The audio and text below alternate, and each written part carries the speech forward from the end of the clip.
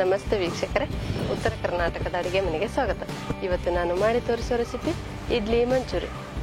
ಬೇಗ ಮತ್ತು ಸುಲಭವಾಗಿ ಮಾಡುವಂತ ಇಡ್ಲಿ ಮಂಚೂರಿ ಮಾಡಲು ಬೇಕಾಗಿರುವ ಸಾಮಗ್ರಿಗಳು: ಮೊದಲನೇದಾಗಿ 4 ರಿಂದ 5 ಇಡ್ಲಿ, ಸ್ವಲ್ಪ ಸಾಸಿವೆ, ಸ್ವಲ್ಪ ಜೀರಿಗೆ, ಒಂದು ದಪ್ಪಗೆ ಹೆಚ್ಚಿರುವಂತ ಈರುಳ್ಳಿ, ಸ್ವಲ್ಪ ಸಣ್ಣ ಕಟ್ ಮಾಡಿರುವ ಬೆಳ್ಳುಳ್ಳಿ, ಸ್ವಲ್ಪ ಸಣ್ಣ ಕಟ್ ಮಾಡಿರುವ ಶುಂಠಿ, ದಪ್ಪ ಕಟ್ ಮಾಡಿರುವ ಸ್ವಲ್ಪ ಹಸಿಮೆಣಸಿನಕಾಯಿ, ಸ್ವಲ್ಪ ಸೋಯಾ ಸಾಸ್, ಸ್ವಲ್ಪ ಟೊಮೆಟೊ ಸಾಸ್, ರುಚಿಗೆ ತಕ್ಕಷ್ಟು ಉಪ್ಪು, ಸ್ವಲ್ಪ ಕರಿಬೇವು, ಸ್ವಲ್ಪ ಕೊತ್ತಂಬರಿ, ಫ್ರೈ ಮಾಡಲು ಬೇಕಾಗುವಷ್ಟು ಎಣ್ಣೆಯನ್ನು ತೆಗೆದುಕೊಳ್ಳಿ.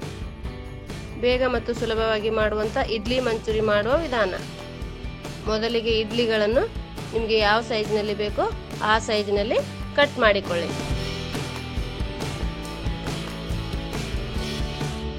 ಈ ರೀತಿ 4 ರಿಂದ 5 ಭಾಗಗಳನ್ನಾಗಿ ಕಟ್ ಮಾಡಿಕೊಳ್ಳಿ.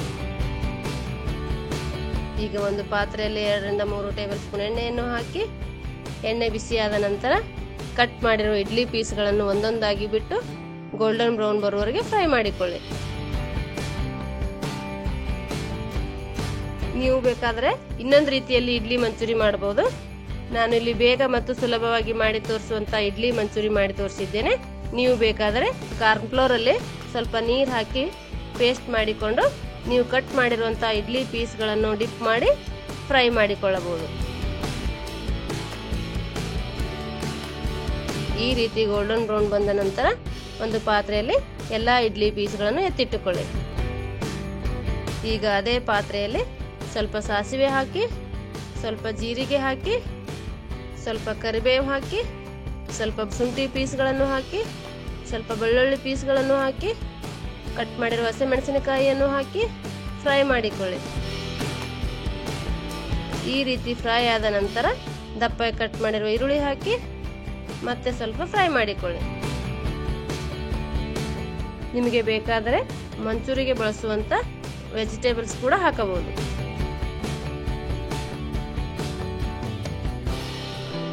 ಈ ರೀತಿ ಎಲ್ಲವನ್ನು ಚೆನ್ನಾಗಿ ಫ್ರೈ ಮಾಡಿದ ನಂತರ ರುಚಿಗೆ ತಕ್ಕಷ್ಟು ಉಪ್ಪು ಹಾಕಿ, ಸ್ವಲ್ಪ ಸೋಯಾ ಸಾಸ್ ಹಾಕಿ, ಸ್ವಲ್ಪ ಟೊಮೆಟೊ ಸಾಸ್ ಹಾಕಿ ಮಿಕ್ಸ್ ಮಾಡಿ ಮುಂಚೆ ಫ್ರೈ ಮಾಡಿರುವಂತಹ ಇಡ್ಲಿಗಳನ್ನು ಹಾಕಿ ಚೆನ್ನಾಗಿ ಮಿಕ್ಸ್ ಮಾಡಿಕೊಳ್ಳಿ.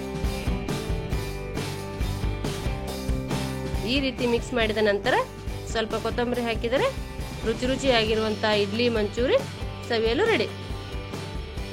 ಇಡ್ಲಿ ಮಂಚೂರಿ ಮಾಡೋ ವಿಧಾನ ನಿಮಗೆ ಇಷ್ಟವಾದಲ್ಲಿ ಲೈಕ್ ಮಾಡಿ, ಶೇರ್ ಮಾಡಿ, ಕಮೆಂಟ್ ಮಾಡಿ, ಸಬ್ಸ್ಕ್ರೈಬ್ ಆಗಿ. ಧನ್ಯವಾದಗಳು.